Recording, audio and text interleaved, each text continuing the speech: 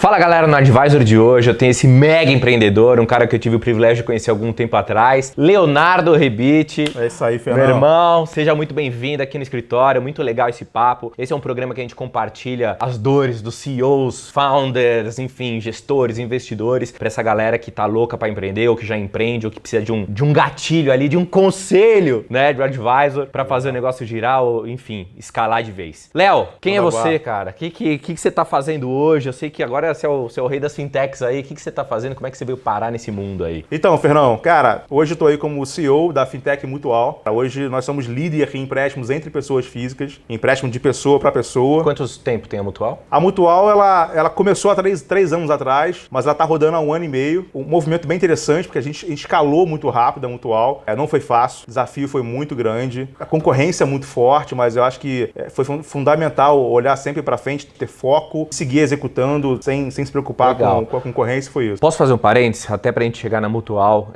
e trazer umas histórias aí, algumas experiências pra Mutual. Eu queria entender um pouquinho do Léo quando era pequeno. Quando era pequeno, você já imaginava em ser CEO, em fundar uma fintech? Você já imaginava construir liberdade ou construir alguma coisa grande? Você tem alguma lembrança na sua memória, não? Tenho muitas lembranças, na verdade, mas nunca me imaginei grande. Eu acho que aconteceu naturalmente. Se a Mutual chegou até lá, foram as pessoas que estavam junto com a gente, que o time junto fez chegar até lá. Então não foi o Leonardo como empreendedor que fez sozinho, né? Mas voltando na minha infância, na verdade, o que eu lembro, eu sempre tive um tino para venda, né? Eu sempre senti que eu gostava de venda, que eu era vendedor, em brincadeira, sempre gostei de ser o líder, de correr e chegar lá na frente primeiro. Então eu sempre gostei muito sempre muito competitivo. Comunicador, bom comunicador. Bom comunicador, mas eu nunca achei que eu seria empreendedor, eu nem conhecia essa palavra. Então, quando eu tinha 18 anos, por exemplo, eu escrevi um livro que foi best-seller, eu recebi quase R$1 milhão isso lá em 1998. Então eu comprei apartamento, carro zero, etc. Fui empreendedor e não sabia que estava sendo empreendedor. Né? Livro do quê? Era um livro sobre hacker. Sempre fui muito curioso, sempre trabalhei com tecnologia. Naquela época eu escrevi do que eu gostava na época, que era trabalhar com Linux, segurança, etc. Que legal. Não tinha nada no mercado sobre isso, escrevi e ainda bem que deu muito certo. E aí depois escrevi mais uns 3 livros. Você foi empreender logo de cara, com 18, ou você chegou a ter alguma experiência no mundo corporativo, trabalhou para alguma empresa? Não. É uma história até engraçada, porque na época eu tinha 17 anos, morando com os meus pais, e aí a conta de telefone chegou, na época era modem, era discado, veio uma conta de R$400, 1997. Você não ligava depois da meia-noite? Você ficava ligando? Cara, naquela época não tinha o tal do 0800 ainda, eu era bem no começo da internet, aí veio uma conta de R$400, que seria uns R$4.000 hoje, e minha mãe falou, cara, tira o modem desse moleque, aí eu surtei, e falei assim, cara, agora tá na hora de ganhar dinheiro. E aí eu corri pra fazer esse livro, fui no KD, não tinha Google ainda, fui no KD procurar editoras e lancei esse livro. Top. E, cara, foi isso, foi na porrada. Sua experiência corporativa, quando é que você entrou, assim? Eu acho que o mais importante é você trazer um pouco da sua experiência corporativa, aquele momento que fala assim, cara, agora eu vou seguir minha caminhada, eu vou seguir minha jornada. Eu gosto de entender essa transição. Eu acho que, eu não sei, eu acho que eu demorei muito a amadurecer, tá? Eu me senti menino durante muito tempo, então comecei a trabalhar com carteira assinada há 18 anos, o primeiro emprego foi operador de telemarketing. Legal. Meu segundo emprego foi analista de suporte. Então, cara, eu comecei literalmente do zero, ali no chão, fazendo cabo e etc. Fui trabalhar num contact center. E aí fui escalando para analista de suporte pleno, júnior, sênior. E aí fui escalando e mesmo assim seguindo uma carreira em paralelo. Assim, eu segui uma carreira de mercado normal, sem a menor pretensão. Nunca me achei, sinceramente, que era super empreendedor ou capaz. Na verdade, só descobri o nome empreendedor em 2007, com 27 anos. Isso depois de escrever 3 livros, de ganhar dinheiro que eu ganhei, etc. Eu não conhecia esse termo empreendedor. É novo, né? É um termo relativamente novo, né? Sim. E aí, acho que a primeira porrada que eu levei como empreendedor e descobri o que era ser empreendedor foi em 2007, quando eu tentei fundar a minha primeira empresa. Foi um site chamado aboa.com.br. Eu lancei um portal de promoters, gastei todo o dinheiro que eu tinha e não tinha guardado. Chamei 2 amigos meus para fazer esse site. Cara, sensacional pra gente, uma experiência boa e ruim. Ruim porque eu levei 2 anos para fazer, então eu errei como empreendedor por levar muito tempo para lançar uma ideia. Não tinha MVP. Aí fui buscar investidor, e na verdade naquela época nem era, eu não usava esse termo investidor, mas na época foi interessante que veio um cara, um executivo da RBS, que tinha um site na época do Sul, que era líder em entretenimento, não sei se eu posso falar o nome, eu vou falar, era obaoba.com.br. Famoso. E aí esse cara veio falar comigo, consegui atrair ele saiu do Sul para conversar comigo no Rio, e quando ele chegou para mim, ele perguntou, Leonardo, o que que você precisa. E eu literalmente não sabia o que eu precisava. Assim, eu coloquei todo o esforço de trazer o cara para conversar comigo, imaginava que seria uma conversa completamente diferente, a gente trocar ideia. Isso é 2007. 2007, tinha 27 anos. E aí foi quando eu vi que eu precisava entender sobre fluxo de caixa, planejamento de marketing. Cara, tá aqui, minha primeira experiência, primeira porrada. E aí comecei a evoluir a partir daí, quebrei, não virei a ideia teve 10 motivos para não virar, mas foi a minha primeira startup, minha primeira falha aos 27 anos e depois foi isso. Deu algumas startups. Foi algumas startups. Então, eu continuei trabalhando no mercado privado. Em paralelo você foi empreendendo? Em paralelo eu fui empreendendo. Teve a crise de 2008, 2008 e 2009, onde eu quis mudar de emprego e literalmente não consegui mudar de emprego. O Brasil estava em crise, era o tal da marolinha que tinha do Lula, era a crise lá fora e chegou no Brasil. E aí ninguém acreditava no currículo que eu tinha. Eu tinha um currículo extenso, sempre gostei de muita coisa. E aí eu falei assim, cara, porra, ninguém acredita no meu currículo. Seria tão bom se meu currículo tivesse um selo de auditoria, um selo de autenticidade, né? E aí, em 2009, 2010, eu fui fazer uma pós-graduação na FGV. Uma das matérias era recursos humanos. E aí eu vi assim, caramba, que interessante. Agora, aprendemos sobre isso, sobre títulos, competências na FGV. Eu falei assim, cara, eu vou fundar currículoautêntico.com. Então, foi a minha segunda startup. Chamei o Vitor, inclusive, que é meu sócio hoje na Mutual. E a gente fundou a currículoautêntico.com, que era fazer auditoria de currículo, para dar um selo de qualidade. Então, se o seu currículo é autêntico, você tem prioridade. Esse era o slogan da época. Legal. Mas o Brasil começou a ficar super aquecido quando a startup veio ao ar e ela não teve relevância na época. Então, foi a segunda vez que a gente não virou. A gente lançou para PF, depois teve que virar para PJ. Começou a patinar. E aí patinou, não deu certo. Então, essa foi a segunda startup. Nesse período, em 2010, eu comecei a trabalhar na maior seguradora do país, nessa época, como gerente de projetos. E foi muito, muito importante também ter trabalhado nessa empresa, que ela me deu uma visão de combate à fraude, que é que eu viria a usar 7 anos depois, né? Agora. Nada é por acaso. E aí, a próxima startup foi em 2013. Em 2013, chegou meu amigo Vitor de novo. Ele, Leonardo, desculpa, cara, por me atraser aqui, eu tava fazendo reembolso postal nos Correios. Ele era diretor de e-commerce de uma loja online. E eu falei, como assim, cara, reembolso de correio? Como é que é isso? Aí ele falou assim, não, Léo, quando o e-commerce posta no correio, aquele objeto, aquela entrega chega, mas chega com atraso, você pode pedir reembolso no correio. Aí eu falei, não, quando extravia, né? Não é extraviar, não. Chegou mesmo, mas chegou com atraso. Eu falei, sério? Dá pra ganhar dinheiro com isso? Eu falei assim, não sei, eu peço estorno e ganho. E aí, cara, em uma semana eu já estava colocando um modelo no ar, automatizado, e aí você vê como você começa a acelerar como empreendedor, né? Executor. Então, né? Em uma semana eu já tinha colocado um modelo no ar, eu já tinha visto realmente que existia uma tabela de restituição para você pedir o reembolso para os Correios. O primeiro cliente foi a empresa onde ele trabalhava. E, cara, acredite, em menos de um ano, a gente tinha recuperado aí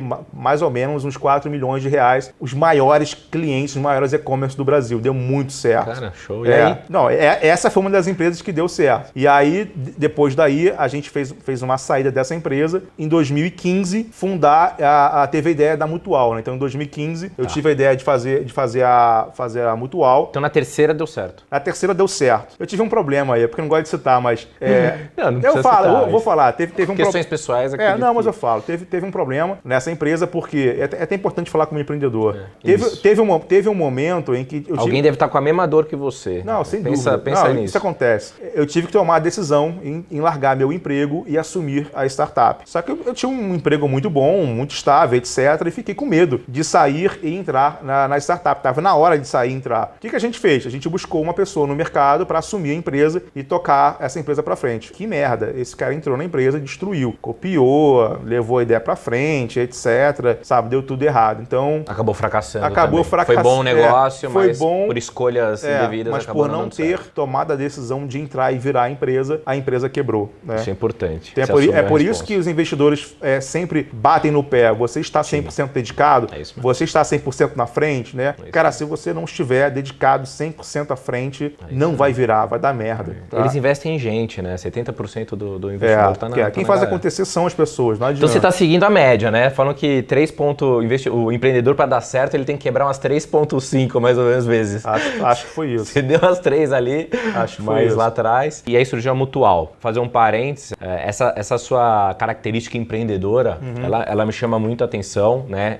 Executora, eu falo. Porque você é um cara que pega a faca e entra no mata e vai abrindo, não sabe se tem onça, se tem... Não sabe se tem um killer que vai te devorar. Você não sabe, nem precisa saber. Sim. Você não tem medo do desconhecido, você vai pra cima. E acho que foi um comportamento assim que a gente acabou se conhecendo. Chegou um momento de fintech, há 2 anos atrás, eu comecei... Cada assunto que aparece na minha vida, eu sou muito curioso, eu venho na internet, eu começo a me cadastrar em um monte de coisa. Sim. E acho que calhou de eu, sei lá, quem é o CEO da Mutual. Aí eu fui lá e dei um adicionar no... Foi diferente, foi diferente. Eu vou falar como é que foi esse movimento. Mas deixa eu voltar antes de falar como é que nasceu a Mutual. A Mutual foi o seguinte, a Mutual, em 2015, eu estava precisando de um empréstimo para fazer o parto da minha filha. E foi bem estranho, mas eu acho que nada é por acaso. Fui no banco, meu banco... Você não estava com a de correio mais? Não estava mais, estava trabalhando somente na época nessa empresa de seguros. Eu fui pegar o empréstimo do meu banco para bancar o parto da minha filha, que a gente ia fazer com uma equipe particular, e depois o seguro iria reembolsar, mas eu não tinha o dinheiro todo. Então eu fui no banco buscar esse empréstimo e o banco negou para mim esse valor. O que eu estranhei, assim, eu estava empregado, eu tinha um bom salário, eu estava adimplente, não entendi o banco negar para mim esse valor. Mas voltei para o trabalho, era um mês de PL, participação nos lucros, que a empresa ia pagar, e o pessoal teria dinheiro no final do mês, e eu pedi para algumas pessoas, teve um amigo de trabalho que me emprestou o dinheiro no mês seguinte, no dia seguinte, e junto me entregou um contrato de mútuo, né? Aí eu falei assim, quando eu li o contrato de mútuo, eu como empreendedor, eu vi ali uma grande oportunidade. Eu falei,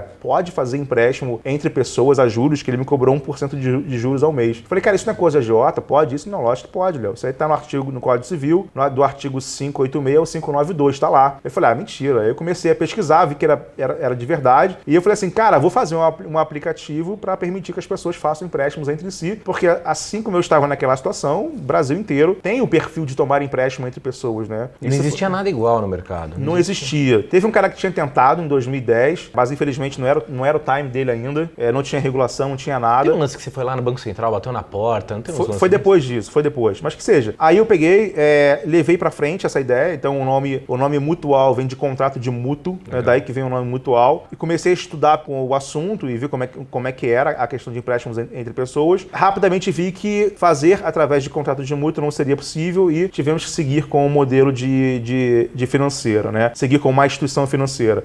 Naquela época eu procurei tecnologia eu sempre gostei de automatização, o processo da startup anterior, por exemplo, olha como as coisas se encaixam. A startup do reembolso postal do Correio, por exemplo, era toda automatizada. Eu ia mais de 1 milhão de vezes no Correio por dia para atualizar o objeto, para ver se estava atrasado, se estivesse atrasado, pedir reembolso, tudo automaticamente, era robô fazendo. Então, para a Mutual, nada menos do que ter tudo automatizado e robô também. Só que não tinha, naquela época, os contratos com os empréstimos nos bancos, era tudo de papel. Eu falei, cara, então eu vou desenvolver essa tecnologia. Então, a Mutual passou um bom tempo, quase 1 ano, desenvolvendo tecnologia. Então, enquanto isso, nasciam outras fintechs e depois a Mutual estava lá e... Pergunta que não quer calar. Eu vou bater nessa bola que acho que é importante. A galera tá olhando isso. Cara, como é que você do nada sai da empresa lá e for fazer um negócio de empréstimo? Como é que você foi atrás da equipe, cara, de tecnologia, né? Você programa, você é desenvolvedor? Não sou. Você tinha que saber onde é a fonte, pelo menos. Não sou desenvolvedor. A minha formação é tecnologia, mas não sou desenvolvedor. Você achou fácil os caras? Não é fácil. Eu vou falar um pouco sobre isso também. Eu sou gerente de projetos, então isso facilitou para mim. Fora que eu tenho essa capacidade de pegar e tirar do papel, escrever toda a ideia, idealizar e conseguir fatiar e colocar isso para frente, conseguir botar para fora, tá? Então, ser gerente de projetos facilitou. E já ter tentado outras empresas no passado e ter desenvolvido outras plataformas no passado e por ter trabalhado muito tempo no mercado privado, corporativo, implementando os sistemas, etc e tal, isso me ajudou também, tá? A maior dificuldade é realmente você encontrar pessoas capacitadas para fazer o teu projeto. Fato, quando você começa um projeto, você não tem dinheiro, zero. Você tem o seu salário. Então, quer dizer, uma coisa que todo mundo faz é querer dar participação para desenvolvedor. Cara, desenvolvedor recebe, parece que todo mundo que quer montar uma empresa oferece para o desenvolvedor para ele ser sócio. Então, para ele é tão comum receber esse tipo de proposta que para ele não é relevante. Ele não vê vantagem em ser chamado para ser sócio. O dev, o que ele quer é dinheiro para pagar a conta no final do mês, né? Então, ou você tem dinheiro ou você não tem. Então, o desafio aqui é você realmente conseguir contratar alguém que você possa pagar. E aí cabe um pouco de sorte também, tá? Você conseguir encontrar um desenvolvedor que não vai te abandonar, não vai fugir, etc. É muito comum o desenvolvedor no começo. E terceirizar jamais. Terceirizar não dá certo. Não sei por quê. Uma das questões dos investidores, né? Quando eles falam, terceiro, não gosto.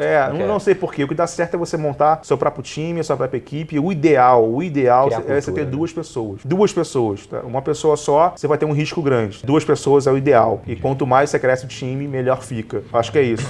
Mas falar como é que a gente se conheceu, isso é legal. Chegou um determinado momento em que a Mutual começou a crescer, começou a escalar e a gente precisou de grana, precisou de encontrar investidores, né? Eu digo que o empreendedor ele faz o que precisa ser feito e eu precisava encontrar investidores. Então eu abri meu LinkedIn e comecei a buscar potenciais investidores. Quando eu acabei te conhecendo lá, eu falei com você e falei com mais 3.000 pessoas. Então assim, para conseguir um investidor, tive que falar com 3.000 pessoas. Então assim, não é um trabalho fácil. Você tem que ser hunter, determinado, resiliente. Acontece mais de 1.000 problemas, 1.000 dificuldades que vão fazer você desistir, ir para o caminho mais fácil. Ou ainda, o que acontece com todo empreendedor, ele sempre vai querer fugir para uma outra ideia. Ah, não, mas eu tive aquela outra ideia, eu vou tentar. Aí tem um problema, mas cara, eu tenho uma outra ideia, eu vou tentar. E aí ele nunca consegue. O que dá certo é você, cara, assim, você entra no mar, você tem que mergulhar aquela onda, subir, mergulhar aquela onda e subir, sabe? Levar a pancada na cabeça e seguir em frente. Isso foi 2017, se eu não me engano, né? Então já tem aí quase 2 anos, um pouco mais de 2 anos. O que você considera extremamente relevante para um CEO? Qual foi a característica, assim, dominante? Benevolente. Ser benevolente é você se colocar no lugar daquela pessoa, é você compartilhar conhecimento, é você se ver parte do time e não você, eu sou o sócio, eu sou o CEO, sabe? Eu tô te pagando, você tem que fazer o trabalho. De forma alguma. Eu também sou parte do time, então eu tenho que trabalhar tanto ou muito mais do que você. Então é isso, é você se ver como um único corpo. Isso foi determinante para sair da vala lá, do buraco. Sempre que tivesse no pior momento de vocês. Sem dúvida. Teve momentos muito, muito difíceis em que se o time não tivesse comprado a ideia, a briga junto com a gente não teria conseguido seguir em frente. Então é importante cultura e transparência, é importante passar esse sentimento de estamos juntos no mesmo barco. Isso é o que faz dar muito certo. Eu gosto. É o time comprar junto com você, né? São os espartanos, estão ali na guerra, é isso. É uma guerra. E todo mundo abraçado na ideia, todo mundo abraçado contigo, comprado. Sim. E teve um caso interessante da Mutual que vocês contratavam um serviço de reconhecimento facial, é isso? Reconhecimento de identidade, né? Isso, de identidade e tal, sim. Eu acho que vale a pena você colocar aqui, né? Porque muitas vezes você já tem um negócio legal que está tracionando bem, só que você vê que tem uma dor grande dentro do seu negócio que você contrata um fornecedor. E muitas vezes você pode, de repente, a galera fera em tecnologia, você pode criar algo dentro de casa que pode se tornar um outro negócio, né? E aí surgiu esse novo negócio, acho que vale a pena também comentar. Algo que a gente percebeu é que sempre quando a gente terceirizava a tecnologia, não dava tão certo, a gente ficava engessado, não era tão bom. O que dava muito certo era quando a gente construía dentro de casa. Então a gente estava usando uma tecnologia de um parceiro que estava cada vez mais caro pra gente, a gente estava escalando o negócio, a gente se viu pagando, sei lá, 4 milhões de reais no final do ano e a gente precisava diminuir esses custos operacionais e a gente se desafiou inicialmente a reduzir esse custo. Quando eu me desafiei mais ainda e falei assim, quer saber, eu vou desenvolver essa tecnologia. E aí a gente dentro de casa pegou e desenvolveu aquela tecnologia que a gente pagava antes pro concorrente, né? Hoje é concorrente, mas pagava para aquele fornecedor e hoje a gente tem dentro de casa. E aí ficou tão bom que a gente desenvolveu e a pretensão era só a gente usar, não mais do que isso, mas ficou tão bom o produto em que a gente tomou a decisão, e não foi fácil tomar essa decisão, de colocar esse produto para venda, botar ele do lado de fora, e ele se chama hoje combateafraude.com. Então hoje a Mutual, ela tem uma outra empresa, ela é sócia da combateafraude.com também. Que já está com vários clientes, já está tracionando. Várias fintechs, isso é interessante, tem várias fintechs que usam hoje o serviço da combateafraude.com. Então isso é muito gratificante pra gente, a gente percebe que a gente está indo pelo caminho certo e a nossa capacidade de execução, de foco, né? Porque uma das coisas que a gente pensou muito é que se a gente não vai perder o foco em montar um squad só para isso, para combate, poxa, a gente é focado em empréstimo, agora vai abrir uma outra empresa de combate à fraude, será que isso vai dar certo? Então assim, foi uma decisão difícil que a gente tomou. Imagino. E cara, e deu muito certo porque a gente apartou completamente, é outro time apartado, outro CNPJ, e deu com outro CEO, assim, tudo completamente apartado. Você considera que deu muito certo pela oportunidade de mercado ou pelo time? Porque na grande maioria das vezes um negócio desse ia dar errado, ia perder foco nos dois, não ia dar certo, porque a chance é pequena mesmo. Olha, eu vou te falar que os motivos que deram certo foi encontrar o time, montar o time certo, isso foi importante, e montar o time certo é ter as competências que essa empresa precisava, assim como a Mutual tem o time com as competências que ela precisa na combate à fraude também. Então a gente encontrou ali pessoas que têm os skills, as habilidades para essa empresa dar certo, somado o histórico, o background que eu tenho também de combate à fraude, de gerenciamento de projetos, etc. Então eu agreguei também na combate toda a experiência que eu tinha, toda a experiência adquirida também dentro da Mutual. Cara, então assim, foi algo muito bem pensado, Não foi assim, eu vou aproveitar um momento e vou pegar e vou desenvolver. Não foi. Foi muito bem pensado. A gente sentiu que tinha todo o potencial para dar certo, acreditou, colocou e realmente deu certo. Mercadão. E agora mais uma visão, tratando de fintech, desse meio aí financeiro, né? Como é que você enxerga nos próximos, sei lá, 5 anos, essa questão dos bancos, enfim, essa guerra com as fintechs também? Como é que você vê isso? A Mutual dentro do negócio, dentro desse ecossistema. A gente soube que recentemente fez uma captação, né? Sim. Quase Series A aí. Como é que foi? Como é que você enxerga a sua visão e a Mutual dentro desse cenário? Né? Acho que primeiro falar um pouco da captação. A Mutual, ela poderia ter ido captar com Venture Capital, etc., mas foi muito estratégico, tendo em vista que a Mutual é uma empresa de empréstimos entre pessoas, o peer-to-peer. A gente optou por fazer uma captação no Equity Crowdfunding, que são pessoas emprestando para a Mutual, né? Como se fosse pessoas para pessoas também. Então, essa decisão foi estratégica, de novo, muito bem planejada, executada. De novo, não foi fácil também, foi porrada, sabe? Como toda startup tem que ser. E a gente acabou captando 4 milhões de reais em 9 dias. Hoje, quem quer seguir pelo mesmo caminho de captação no Equity Crowdfunding, vem perguntar pra gente qual foi, o que vocês fizeram para dar tão certo, né? E a resposta que eu dou é assim, cara, você tem que ir à luta, fazer acontecer, você tem que, cara, trazer também os investidores, não é deixar somente na mão daquela empresa. Você tem que ajudar aquela empresa que tá ali fazendo, corre, né? Todo mundo junto fazendo acontecer. Então, foi um dos motivos para dar certo essa captação e a gente acabou bater o recorde da CVM captando esses 4 milhões. Sobre concorrência com os bancos, tem algo que a mídia vende e tem a realidade, né? O que a mídia vende, que é fintech briga com banco briga com fintech. Cara, isso não é verdade. Os dois são aliados, são parceiros, ganham dinheiro juntos. Não existe fintech sem banco, tá? Fintech precisa de um banco para operar. Não existe, empréstimo sem banco. Isso não existe. A empréstimo é com um banco mesmo. Tem um banco por trás operando, uma instituição financeira. Então, na verdade, existe um movimento muito forte de parceria. E banco fazendo várias, parceria, né, com fintech. Vão absorver várias, comprar várias, né? Porque as fintechs são mais ágeis, né? Sim. Eu acredito de verdade que não serão os bancos que vão comprar as fintechs. Eu acho que serão venture capitals comprando fintech, ou uma Apple comprando fintech, ou um Facebook comprando fintech, do que um banco comprando fintech, tá? Não sei porquê. Eu vejo muito isso. E Mutual para os próximos... Quais são os próximos passos aí que você enxerga depois dessa captação? O que você enxerga para o ano que vem, para o começo do ano? A gente fez uma grande mudança agora, que agora a Mutual permite o empréstimo fatiado. Isso foi uma virada para a Mutual. Antes a Mutual era empréstimo de 1 para 1. Uma pessoa, um investidor emprestando para uma pessoa. Ou seja, o Fernão emprestando para o Leonardo 1 para 1. Agora não, agora são N investidores, N pessoas. São 40 pessoas, por exemplo, emprestando para uma única pessoa. Isso foi ótimo, porque permitiu que o tomador, a pessoa que está pedindo o empréstimo, consiga pedir um volume maior de dinheiro, porque a parcela para cada investidor fica menor. Então o ticket médio aumentou. Para a Mutual foi muito bom, porque a nossa comissão também aumentou. Isso foi bom para a gente, nos permitindo investir ainda mais na Mutual e crescer. A gente está indo agora para empréstimo consignado, investindo pesado no empréstimo consignado. Então a Mutual vai começar a lançar agora diversos outros produtos com garantia para entregar para o investidor. Até para explicar para a galera, o cara pode ser um investidor dentro da plataforma da Mutual, né? Então, sim, hoje vocês estão entregando, ou tem uma previsão aí de 300%, 400% de CDI, né? O cara tem de retorno. Hoje a gente está entregando de 15% a 18% ao ano, tá? De retorno, quase 3 vezes o que o banco está entregando hoje. E vocês montam a carteira para o cliente? Sim, a gente monta... Assessores.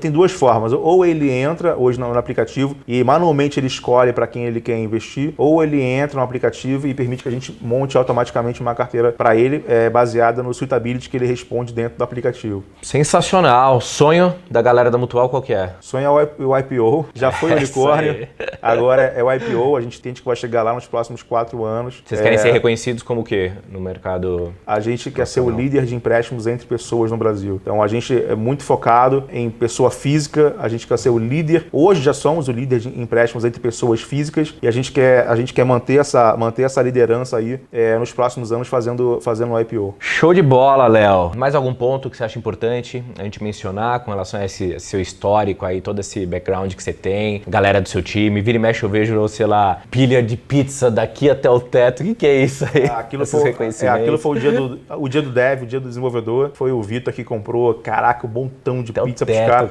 Até o teto de pizza, foi uma brincadeira. Cara, o ambiente lá é isso, o ambiente legal. Da Mutual é descontraído, é leve. Bateu meta ganha cerveja. Batemos meta, a gente tem um termômetro lá que quando a gente bate a primeira, tem a meta da cerveja, a meta da IPO, a meta do... E a gente se diverte. É importante sempre comemorar, sabe, as pequenas vitórias, aleatórias. Se você não comemorar, tu fica cego, parece que você nunca tá chegando a lugar nenhum. Então, Exatamente. por isso, é importante você deixar claro e compartilhar com o time. A gente tem sempre uma reunião mensal, todo mês a gente tem uma reunião de transparência, onde a gente deixa todo o time ciente, cara, o quanto de grana tá entrando, números mesmo, tudo, fluxo de caixa. Independente da posição do funcionário. Independente, desde o estagiário ao C-Level. O C-Level tá ali de frente para responder pergunta do estagiário. Eu acho que é isso que faz dar certo. Legal aquele caso que você me contou uma vez, que o cara foi contratado, ele te chamou, pô, Léo, vem ver isso aí. Daí você olhou pro cara, pô, mas você gostou do cara? Gostei, então você vira aí e contrata, cara. Você deu total autonomia pro cara. Isso deu muito certo na Mutual. Na verdade, o que acontece? Lá, a gente não tem um RH hoje na empresa, tá? A gente não tem um RH para contratar. Lá, como a gente funciona por squad, cada squad é responsável por fazer a sua contratação. Então, se você tem squad de score, por exemplo, você precisa de um data science para contratar ou um estatístico, se você tem a necessidade, beleza, manda bala, contrata o cara, sabe? Não precisa passar por uma mega aprovação e etc. Então, o próprio squad vai lá,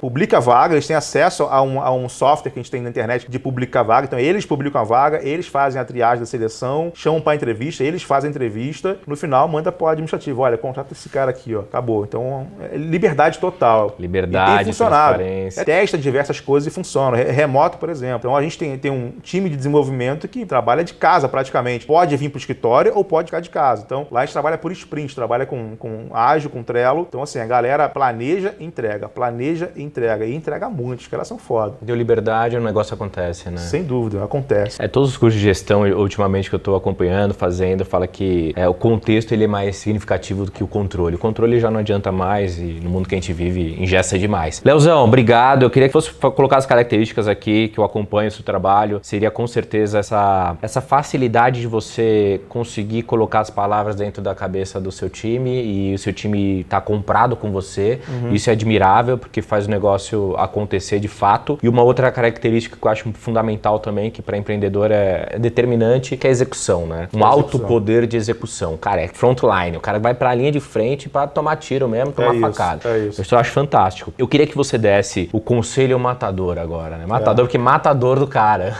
Dá o conselho matador para essa galera. É interessante numa coisa que você falou agora sobre o meu perfil de empreendedor, falo isso dos meus sócios. Eu sou o tipo de cara, se eu tivesse na Primeira Guerra Civil, eu seria aquele cara com um mosquete, que tem a faquinha, que eu saio da trincheira pra sair na frente tomando tiro. Eu sei que eu vou morrer, mas, cara, assim, eu vou matar alguns pra não deixar o time morrer atrás, sabe? Salvar então, outro.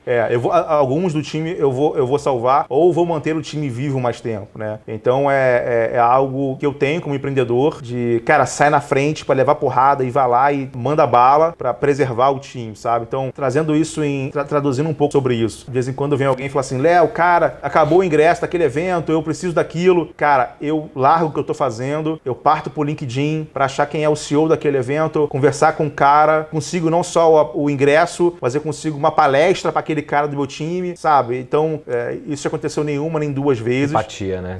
Cara, então assim, é guerra, sabe? Então eu tenho uma guerra dentro de mim, sabe? De pegar e assim, cara, eu tenho que resolver essa porra. Então quando alguém me entrega um problema, para mim é guerra. Eu tenho que chegar lá e eu tenho que resolver aquela porra, sabe?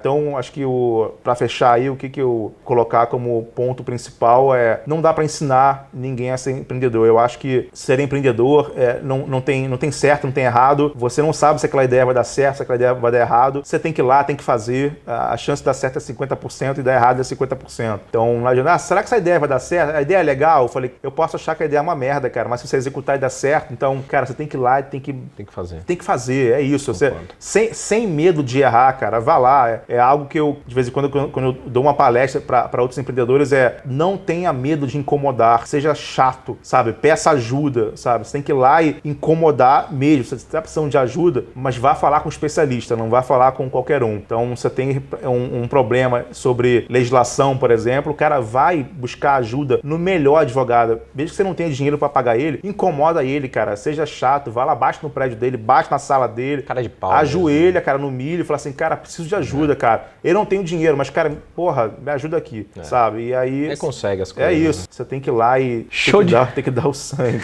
Show de bola, irmão. Parabéns pelo trabalho. Eu não tenho dúvida que é só o começo de uma longa caminhada aí, Mutual. Agora combate à fraude também. Galera, obrigado. Leozão, valeu, obrigado cara. pela visita. Tamo junto. Vamos pra cima, irmão. Vambora. Valeu, pessoal. Obrigado.